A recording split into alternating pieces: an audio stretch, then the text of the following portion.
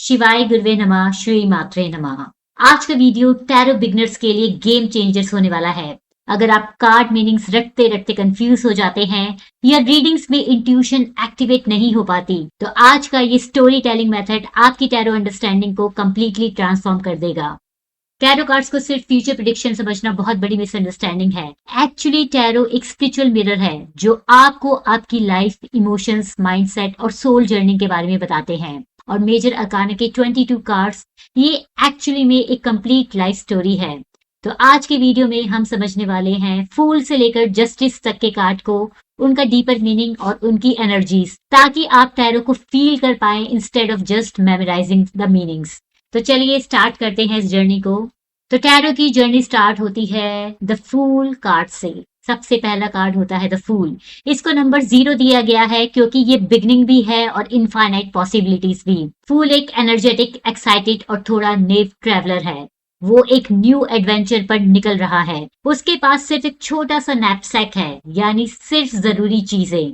कोई extra baggage नहीं, न पास्ट का बर्डन, न डर का वेट। उसके अंदर इनोसेंस है, एक्साइटमेंट है और अननोन को एक्सप्लोर करने की हिम्मत भी।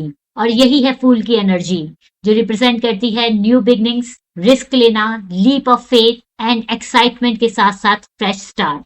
फॉर एग्जाम्पल, जैसे कोई पर्सन बिना गारंटी के अपना ड्रीम बिजनेस स्टार्ट करता है, या कोई अपनी कंफर्ट जोन छोड़ के एक नई सिटी में शिफ्ट होता है। So it represent the energy of a fool. अब अपनी जर्नी में फूल सबसे पहले मिलता है द मैजिशियन से। मैजिशियन बहुत स्किल्ड और कॉन्फिडेंट है। वो फूल का नैपसैक लेता है, एक टेबल सेट करता है। मैजिशियन का एक हाथ स्काई की तरफ और दूसरा हाथ अर्थ की तरफ पॉइंट करता है और सडनली नैपसैक मैजिकली ओपन हो जाता है। उसके अंदर से निकलते हैं वॉन्ड्स, कप्स, सोर्ड्स और पेंटिकल्स।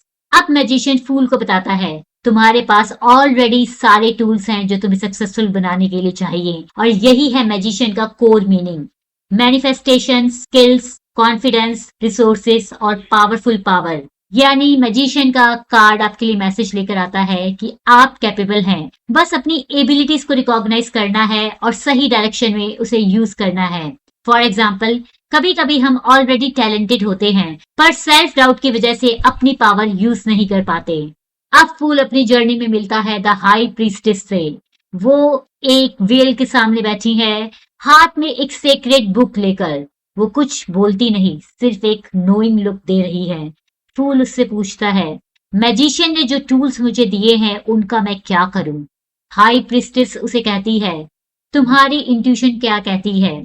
फूल थोड़ी देर चुप होकर अपनी इनर वॉइस सुनता है और उसे रियलाइज होता है कि आंसर ऑलरेडी उसके अंदर ही है। और यही है हाई प्रीस्टेस की essence, intuition, subconscious wisdom, silence और इनर नोइंग। कभी कभी लाइफ में आंसर बाहर नहीं मिलते, आपके अंदर मिलते हैं।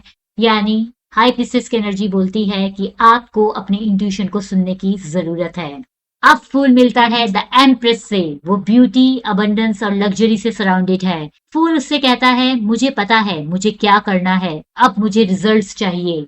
एम्प्रेस स्माइल करती है और कहती है, हर क्रिएशन को ग्रो होने में थोड़ा टाइम लगता है। जैसे एक प्लांट को वाटर और केयर चाहिए होती है, वैसे ही ड्रीम्स को पेशेंस और नर्चरिंग चाहिए होती है। यानी एम्प्रेस की एनर्जी रिप्रेजेंट करती है अबंडेंस, क्रिएटिविटी, मदरहुड, नर्चरिंग और पेशेंस को। यानी एम्प्रेस के कार्ड का सिंपल सा मैसेज है, जो चीज आप क्रिएट कर रहे हैं उसे लव और कंसिस्टेंसी के साथ ग्रो करेंगे तो अबंडेंस आपको लाइफ में मिलेगी ही मिलेगी। अब अपनी जर्नी में नेक्स्ट फूल मिलता है एम्परर से।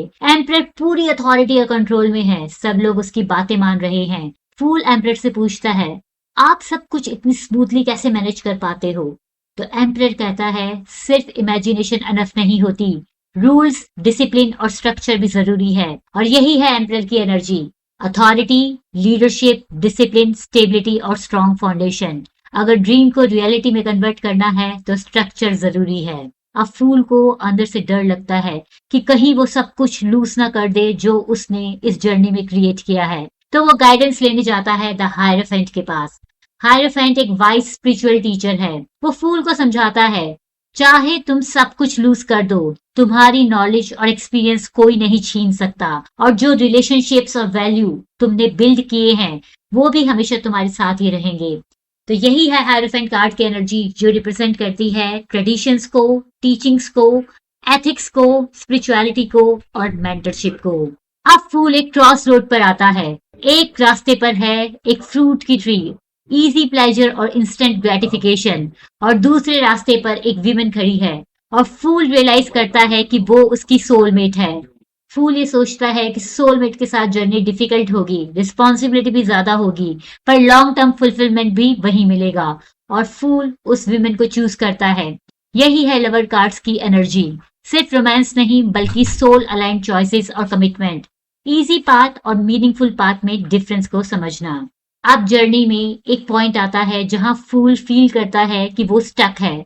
इस रास्ते पर उसकी मुलाकात होती है चैरियोटर से।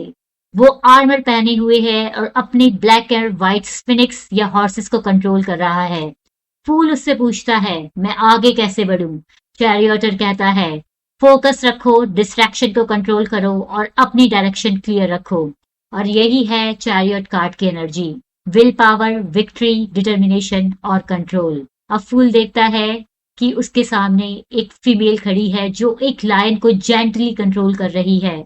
वो फोर्स यूज नहीं कर रही, सिर्फ कंपैशन और काम एनर्जी से लायन को गाइड कर रही है।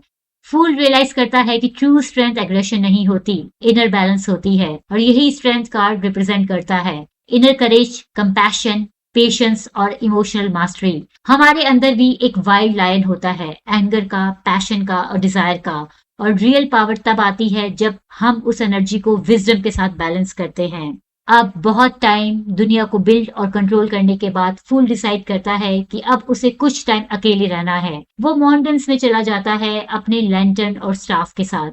नाइट वॉक्स के दौरान वो सिर्फ दुनिया को नहीं, खुद को भी समझने लगता है, और जो विजडम उसे मिलती है वो बाद में दूसरों के साथ शेयर करता है। और यही है हर्मिट की true energy, solitude, introspection, soul searching और इनर गाइडेंस। कभी कभी आंसर आपको भीड़ में नहीं, साइलेंस में मिलते हैं। अब फूल अपने घर लौट रहा है और उसे एक मिस्टीरियस आदमी दिखता है जो एक जाइंट व्हील पर बैठा हुआ है। सडनली वो आदमी फूल को गोल्ड कॉइन से भरा हुआ एक बैग दे देता है। फूल शॉक्ड हो जाता है। वो आदमी कहता है, बस टाइमिंग परफेक्ट थी। और यही है व्हील ऑफ फॉर्च्यून की essence, destiny, luck, timings and synchronicity. यानी लाइफ में कुछ चीजें कंट्रोल में नहीं होती, पर जब टाइमिंग अलाइन होता है तो अपॉर्चुनिटीज खुद ब खुद आ जाती हैं। अब फाइनली फूल मिलता है जस्टिस से, एक विमेन जो सोड और स्केल्स लेकर बैठी है। फूल उससे कहता है, मुझे लगता है मेरी लाइफ में कुछ मिसिंग है।